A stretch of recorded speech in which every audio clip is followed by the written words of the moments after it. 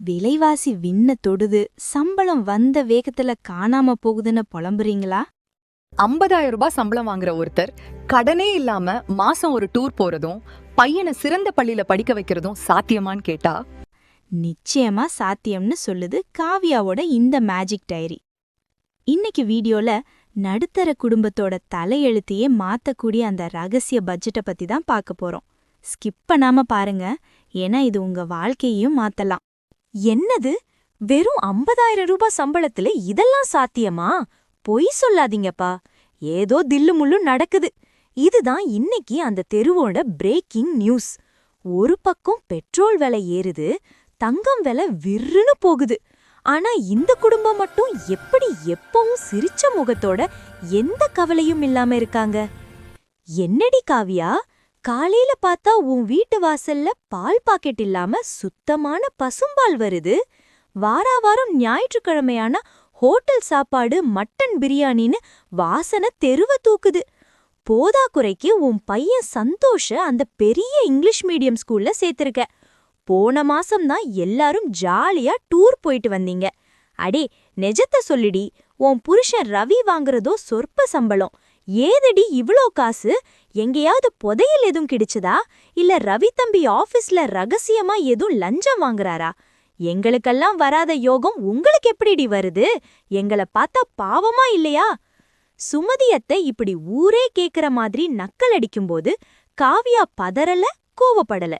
கையில இருந்த காஃபிய ஒரு சிப் குடிச்சிட்டு ரொம்ப நிதானமா ஒரு சிரிப்பு சிரிச்சா பாருங்க. அந்த சிரிப்புல தான் எல்லா ரகசியமும் அடங்கியிருக்கு.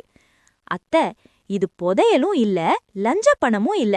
இது நாங்க கஷ்டப்பட்டு சம்பாதிச்ச எட்டனா காச 1 ரூபாய்க்கு பயன் தர மாதிரி மாத்துன மேஜிக்.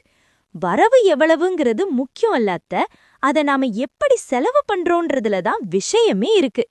நான் போடுற இந்த பட்ஜெட் கணக்க நீங்க கத்துக்கிட்டா நீங்களும் நாளைக்கு ராயல் வாழ்க்கை வாழலாம்.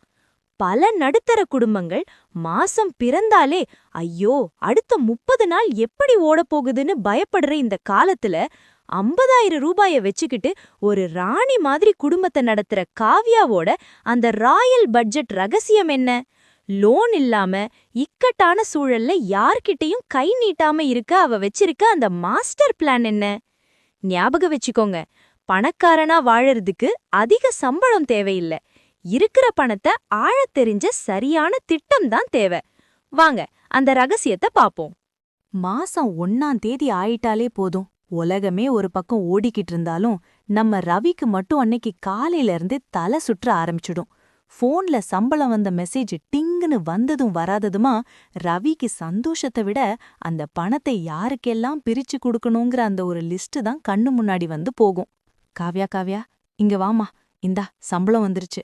ஆனா மெசேஜ பார்த்தா பயமா இருக்குடி. 50,000 ரூபாய் தான் வருது. ஆனா வாசல்ல நிக்கிற கடன்காரங்க லிஸ்ட் 60,000க்கு மேல போகும் போலயே. வீட்டு வாடகை, பால்காரர் கணக்கு, கரண்ட் பில்லு, அப்புறம் அந்த கிரெடிட் கார்டு பில்லு வேற கழுத்தை நெரிக்குது. எல்லாத்துக்கும் மேல அடுத்த மாசம் நம்ம பையன் சந்தோஷுக்கு ஸ்கூல் ஃபீஸ் கட்டணும். ஒரு 20,000 ரூபாய் வேணுமே. எப்படி புரட்ட போறோம்னு தெரியல. நிம்மதியாவே தூங்க முடியல காவ்யா. இந்த மாசம் எப்படி ஓட்ட போறோமோ? ரவி இப்படி தலையில கை வச்சுக்கிட்டு சோஃபால உட்காரும்போது காவ்யா அவரோட பதற்றத்தையெல்லாம் ஒரு புன்னகையோட தள்ளி வைப்பா. சமையல் கட்டுல இருந்து நிதானமா கைய தொடச்சிக்கிட்டு உள்ள இருந்து ஒரு பழைய டைரி எடுத்துட்டு வந்து ரவிக்கு முன்னாடி உட்காருவா. அந்த டைரி தான் அந்த வீட்டோட பைபிள், அந்த வீட்டோட ஜிடிபி. ரவி, முதல்ல இந்த தண்ணிய குடிங்க, பதறாதீங்க. சம்பளம் 50,000மா இல்ல 5 லட்சமாங்கிறது முக்கியமே இல்ல. வர்ற பணத்தை நாம எப்படி பிரிச்சு எந்த இடத்துல உட்கார வைக்கிறோன்றதுல தான் நம்ம நிம்மதியே இருக்கு. கடனை கண்டு பயப்படாதீங்க. கடனை மேனேஜ் பண்ண கத்துக்கோங்க. நீங்க உழைச்சி சம்பாதிச்ச பணத்தை உங்கள மீறி ஒரு பைசா செலவாக நான் விடமாட்டேன். இந்த டைரிய பாருங்க. இதுல சந்தோஷோட ஸ்கூல் ஃபீஸ்ல இருந்து நம்ம வீட்டு தேவைகள் வரைக்கும் எல்லாமே ஏற்கனவே பிளான் பண்ணியாச்சு. ரவிக்கு அப்பதான் ஒரு விஷயம் புரிய ஆரம்பிச்சது. ரவி பணத்தை சம்பாதிச்சுட்டு வர்றாருன்னா காவ்யா அந்த பணத்தை ஒரு ராணுவ தளபதி மாதிரி சரியா வழி நடத்துறா. சம்பளம் எவ்ளோ வருதுங்கிறது முக்கியம் இல்ல நண்பர்களே, வந்த பணத்தை எப்படி கையாள்றீங்கன்றதுதான் உங்க வாழ்க்கையை தீர்மானிக்கும். காவ்யா அப்படி என்னதான் பண்ணா? அந்த 50,000 ரூபாயை எப்படி பட்ஜெட் போட்டா?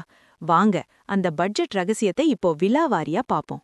சரிப்பா, 50,000 ரூபாய வச்சுக்கிட்டு எப்படிதான் மேனேஜ் பண்றது?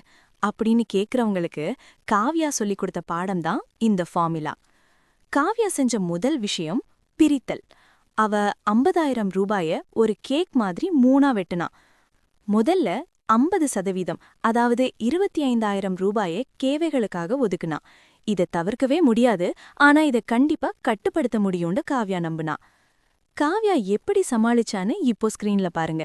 நம்பர் 1, வீட்டு வாடகை 8,000 to 9,000 ரூபாய். நகரத்துல ஒரு சின்ன நிம்மதியான வீடு. நம்பர் 2, பள்ளி கட்டணம் 2,500 ரூபாய்.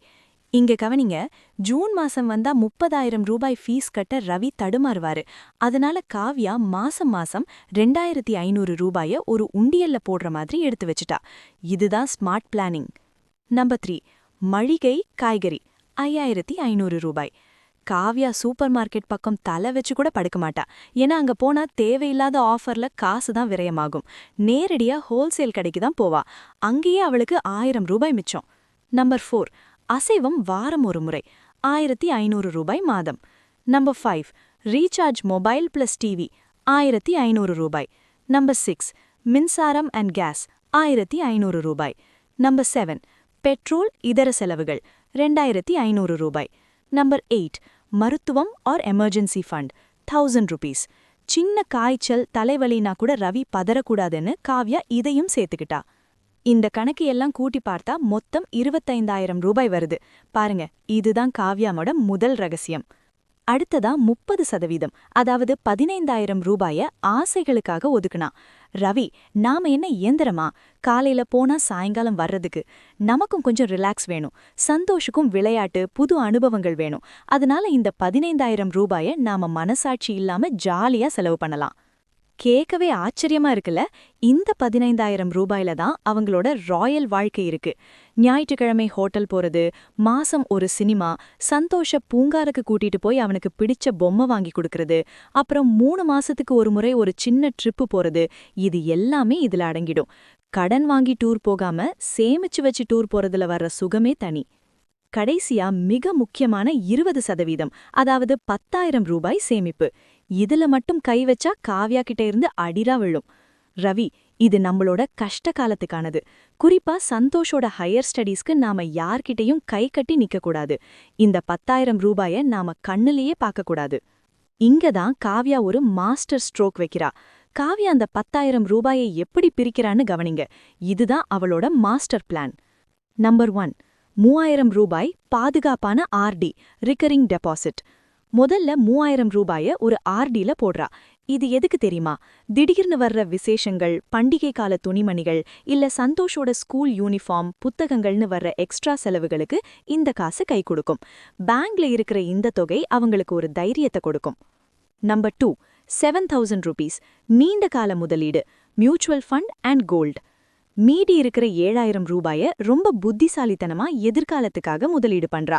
இதுல ஒரு பகுதியை மியூச்சுவல் ஃபண்ட் சிப்ல போடுறா. சந்தோஷ் காலேஜ் போகும்போது அவனோட படிப்பு செலவுக்கு இது ஒரு பெரிய தொகையா வளர்ந்து நிக்கும். இன்னொரு பகுதியை தங்கத்துல முதலீடு பண்றா. ஏன்னா நம்ம ஊர்ல என்னைக்குமே தங்கம்தான் கஷ்ட காலத்துல உதவும். அதோட மதிப்பும் ஏறிக்கிட்டே இருக்கும். யோசிச்சு பாருங்க, 50,000 ரூபாய் சம்பளத்துல மாசம் 10,000 ரூபாய் முதலீடுங்கிறது சாதாரண விஷயம் இல்ல. ரவி இப்போ ஒரு ராயல் வாழ்க்கையும் வாழுறாரு. அதே சமயம் அவரோட மகனோட எதிர்காலமும் ராயலா இருக்கு.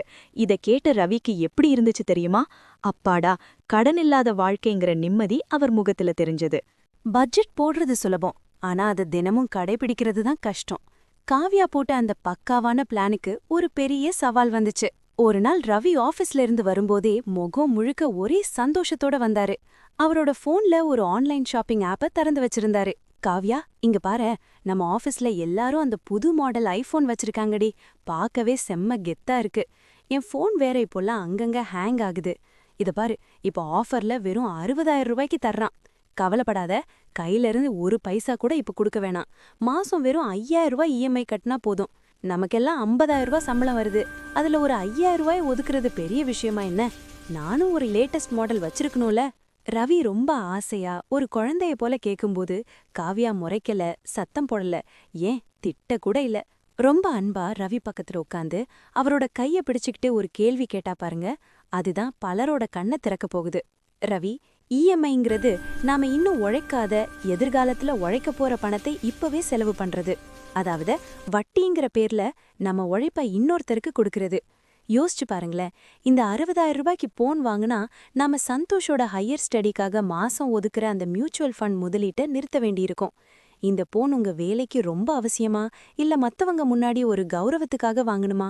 கௌரவத்துக்காக வாங்குற பொருட்கள் என்னைக்குமே நம்ம நிம்மதிய முதல்ல பறிக்கும் ரவி. நமக்கு தேவையானது நிஜமான கௌரவமா, இல்ல நம்ம பிள்ளையோட நிஜமான எதிர்காலமா? காவ்யா சொன்ன அந்த ஒரு வார்த்தை, கௌரவ செலவுகள் பட்ஜெட்டை காவு வாங்கும். இது ரவியோட மண்டையில சுத்தியலால அடிச்ச மாதிரி இருந்துச்சு. ரவிக்கு அப்போதான் உரைச்சுது. ஒரு 5 நிமிஷம் அமைதியா இருந்த ரவி அந்த ஆப்பை க்ளோஸ் பண்ணிட்டு போனை தூக்கி ஓரமா வச்சாரு. ஆனா இதோட பலன் அடுத்த மாசமே தெரிஞ்சுது. அந்த போனை தவிர்த்ததால மிச்சமான பணத்துல ரவி, காவ்யா, சந்தோஷ் 3 பேரும் சேர்ந்து ஒரு பெரிய தீம் பார்க்குக்கு போனாங்க. அன்னைக்கு ஒரு நாள் முழுக்க சந்தோஷ் அந்த தண்ணியில விளையாடிட்டு சிரிச்ச முகத்தோட வந்து அவங்க அப்பாவை கட்டிப்பிடிச்சு, தேங்க்ஸ்பா, இன்னைக்கு ரொம்ப ஜாலியா இருந்துச்சுன்னு சொன்னான் பாருங்க. அந்த ஒரு சிரிப்புல ரவிக்கு 1000 ஐபோன் வாங்கின திருப்தி கிடைச்சது. பாத்தீங்களா, மத்தவங்க கண்ணுக்கு அவங்க அடிக்கடி டூர் போறது ராஜா வாழ்க்கையா தெரியலாம். ஆனா அதுக்கு பின்னாடி ஆடம்பரத்தை தவிர்த்து அறிவார்ந்த திட்டமிடலோட காவ்யா எடுத்த அந்த முடிவுதான் காரணமா இருந்துச்சு. காலம் உருண்டோடி 1 வருஷம் முடிஞ்சுது. அதே தெரு, அதே சுமதியத்தை. ஆனா இன்னிக்கு காவ்யா வீட்டு வாசல்ல நிக்கிற காட்சிய பார்த்ததும் சுமதியத்தைக்கு கண்ணே பிதுங்கிடுச்சுன்னு தான் சொல்லணும். காவ்யாவோட வீட்டு வாசல்ல பளபளன்னு புதுசா ஒரு ஸ்கூட்டர் நின்னுது. அதுல ஒரு லோன் ஸ்டிக்கர் கூட இல்ல. அது மட்டும் இல்ல, பையன் சந்தோஷுக்கு ஒரு புது பிராண்டட் சைக்கிள், கையில நிறைய புது புத்தகங்கள்னு அந்த வீடே ஒரு திருவிழா மாதிரி இருந்துச்சு. காவ்யா, என்னடி நடக்குது இங்க? எட்டி பார்த்தா புது வண்டி நிக்குது, பையனுக்கு புது சைக்கிள். இதுக்கெல்லாம் எங்கிருந்துடி பணம் வருது? நிஜமாவே சொல்லு, நீ ஏதாவது மந்திரம் இந்திரம் பண்றியா, இல்ல ரவி தம்பிக்கு ஏதாவது லாட்டரி அடிச்சதா?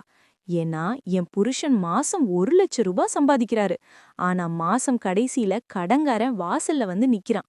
நீங்க 50,000 ரூபாய வச்சுக்கிட்டு எப்படிடி இவ்ளோ ராயலா வாழ்றீங்க? ரகசியத்தை எனக்கும் கொஞ்சம் சொல்லேண்டி. சுமதியத்தை இப்படி திடிச்சு போய் நிக்கும்போது காவ்யா ரொம்ப பெருமையா தன் கணவர் ரவிய பார்த்தா. ரவி முகத்துல இப்போ அந்த பழைய பதற்றம் இல்ல, ஒரு நிம்மதியான சிரிப்பு மட்டும்தான் இருந்துச்சு. காவ்யா நிதானமா அத்தைக்கிட்ட வந்து பதில் சொன்னா பாருங்க, அதுதான் இந்த வீடியோவோட மாஸ் மொமெண்ட். அத்தை, இதுல மந்திரமும் இல்ல, லாட்டரியும் இல்ல. இது வெறும் கணக்குதான். வரவு 8 செலவு 10 வாழ்க்கை என்னைக்குமே கஷ்டம்தான் அத்தை. ஆனா நாம வரவு 8 செலவு 4 வச்சுக்கிட்டோம்னா நம்ம வாழ்க்கை என்னைக்குமே ராயல் தான். கையில காசு வந்த உடனே அதை செலவு பண்ணாம அந்த ஒவ்வொரு ரூபாய்க்கும் ஒரு வேலைய கொடுக்கணும். இது வீட்டு வாடகைக்கு, இது சந்தோஷோட படிப்புக்கு, இது நம்ம எதிர்கால முதலீட்டுக்குன்னு காசுக்கு நம்ம கட்டளையிடணும். நாம காசுக்கு வேலைக்காரனா இல்லாம காசை நமக்கு வேலைக்காரனா மாத்துனா கடன் இல்லாத ராஜா வாழ்க்கை உங்களுக்கும் சாத்தியம்தான் அத்தை. காவ்யா சொன்ன அந்த ஒரு வார்த்தை, வரவு 8 செலவு 4, சுமதி அத்தைக்கு இப்பதான் உரைச்சுது. 1 வருஷமா காவ்யா சிறுக சிறுக சேர்த்த அந்த ஆர்டி பணமும் மளிகையில மிச்சம் பண்ண காசும் தான் இன்னைக்கு புது ஸ்கூட்டரா அவங்க வீட்டு வாசல்ல நிக்குது. லோன் இல்லாம, வட்டி இல்லாம சொந்த காசுல வாங்குற அந்த வண்டியில போற கௌரவமே தனிதான். பாத்தீங்களா நண்பர்களே, காவ்யாவோட இந்த ராயல் வாழ்க்கை ரகசியம் ஒன்னும் பெரிய வித்தல்ல. 1. சரியான பிரித்தல். வர்ற பணத்தை 50, 30, 20ன்னு பிரிச்சு ஆள தெரிஞ்சது. 2. புத்திசாலித்தனமான முதலீடு. 3000 ரூபாய் ஆர்டி, 7000 ரூபாய் மியூச்சுவல் ஃபண்ட் மற்றும் தங்கம்னு எதிர்காலத்தை இப்பவே செதுக்குனது. 3. தன்னம்பிக்கை. தேவையற்ற இஎம்ஐ வலைகள்ல விழாம கௌரவ செலவுகளை தவிர்த்தது. உங்க சம்பளம் 20,000 இருக்கலாம், இல்ல 2 லட்சமா இருக்கலாம். ஆனா அத நீங்க எப்படி திட்டமிடுறீங்கன்றதுல தான் உங்க குடும்பத்தோட நிம்மதி இருக்கு. காவ்யா மாதிரி நீங்களும் உங்க பட்ஜெட்டை இன்னைக்கே எழுத ஆரம்பிங்க. உங்க பட்ஜெட் பிளான் என்ன? எதை நீங்க அதிகமா செலவு பண்றீங்க? கமெண்ட்ல சொல்லுங்க, நானும் தெரிஞ்சுக்கிறேன். இந்த வீடியோ உங்களுக்கு பிடிச்சிருந்தா மறக்காம லைக் பண்ணுங்க. உங்க நண்பர்கள் மற்றும் குடும்பத்தினருக்கு இதை ஷேர் பண்ணுங்க. அவங்களும் கடன் இல்லாத ராஜா வாழ்க்கை வாழட்டும். இதே மாதிரி இன்னொரு சூப்பரான கண்டென்ட், இன்னும் சுவாரஸ்யமான தகவல்களோட உங்களை வந்து சந்திக்கிறேன். வாழ்க்கையை வாழ்வோம், பட்ஜெட்டோடு வாழ்வோம். See you in the next video. Bye bye.